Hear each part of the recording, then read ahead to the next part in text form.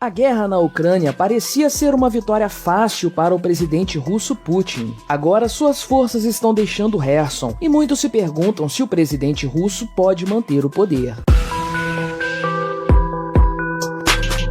Este é o Visão Libertária, sua fonte de informações descentralizadas e distribuídas. Este artigo foi escrito por Sagat Bordiev, revisado por Peter Turguniev, narrado e produzido por mim, Quintessência. Este artigo é uma adaptação do artigo de Joy Neumeyer para a revista 1945. O link do artigo original está na descrição deste vídeo. Homens velhos do Kremlin invadem um país vizinho com base em suposições errôneas de vitória rápida. Recrutas com pouco treinamento são enviados para lutar contra um oponente altamente motivado, financiado pelos Estados Unidos e seus aliados. Soldados brutalizam civis, enquanto a mídia estatal apresenta a guerra como uma nobre missão humanitária. A guerra da União Soviética no Afeganistão e a atual guerra da Rússia na Ucrânia têm semelhanças óbvias em suas motivações, seu planejamento e execução desastrosos. Vladimir Putin, um agente da KGB estacionado na Alemanha Oriental durante a guerra no Afeganistão, pode ter caído na mesma armadilha do ressentimento que ocorreu entre veteranos daquele conflito. O papel do Afeganistão no colapso soviético do final do século passado e suas consequências sugerem como a guerra na Ucrânia poderia acelerar a mudança sistêmica na Rússia ou aprofundar o ciclo de humilhação e retribuição que selou o poder de Putin. A ideia soviética da guerra do Afeganistão, tal como a ideia russa da invasão da Ucrânia, sempre foi de uma guerra limitada e rápida. A decisão soviética de invadir o Afeganistão foi motivada pela competição com os Estados Unidos e a China por estados clientes na África, Ásia e Oriente Médio. Quando os revolucionários marxistas que tomaram o Afeganistão em 1978 lutaram para manter o controle, seus aliados soviéticos suspeitaram que os Estados Unidos poderiam tentar usar o país como base de operações no Golfo Pérsico. Depois que as forças especiais soviéticas assassinaram o líder afegão Hafizullah Amin em 27 de dezembro de 1979, a primeira página do Pravda afirmou que ele era um agente da CIA. O que deveria ser uma missão rápida para instalar uma liderança mais confiável e fortalecer as principais bases, se transformou em um atoleiro de 10 anos que deixou 13 mil soldados soviéticos mortos e 40 mil feridos e matou mais de 1 milhão de afegãos. Nos primeiros anos da guerra, reportagens de televisão reconheceram a presença de apenas um contingente limitado de tropas soviéticas que foram mostradas plantando árvores e distribuindo remédios. Enquanto as famílias dos mortos enviavam cartas suplicantes ao Comitê Central em Moscou, a guerra permanecia fora de vista e da mente da maioria dos cidadãos soviéticos. Essa indiferença foi possibilitada por níveis relativamente baixos de envio de tropas, que chegaram a 120 mil no auge da guerra, muito menos do que o número de tropas americanas no Vietnã no auge dessa guerra. Nos bastidores, no entanto, os custos crescentes da guerra tornaram os líderes soviéticos cada vez mais relutantes em usar a força em outros lugares. Quando o chefe da KGB, Yuri Andropov, decidiu não invadir a Polônia para acabar com o movimento comercial Solidariedade em 1980, ele disse que a cota de intervenções no exterior foi esgotada. A cobertura da guerra pela mídia explodiu no final da década de 1980, quando o relaxamento da censura de Mikhail Gorbachev expôs as atrocidades contra civis e o uso de drogas e trotes no Exército Vermelho. Filmes como Afghan Breakdown, de 1990, e o livro da escritora bielorrússia Svetlana Alexievich, Zinc Boys, batizado em homenagem aos temidos caixões de prata que carregavam os restos mortais dos soldados, mostraram uma guerra fútil sem heróis. A equipe de Gorbachev fez uma última tentativa de melhorar a situação no Afeganistão antes de concordar em sair em termos desfavoráveis nos acordos de Genebra de 1988. As últimas forças soviéticas deixaram o Afeganistão em 15 de fevereiro de 1989.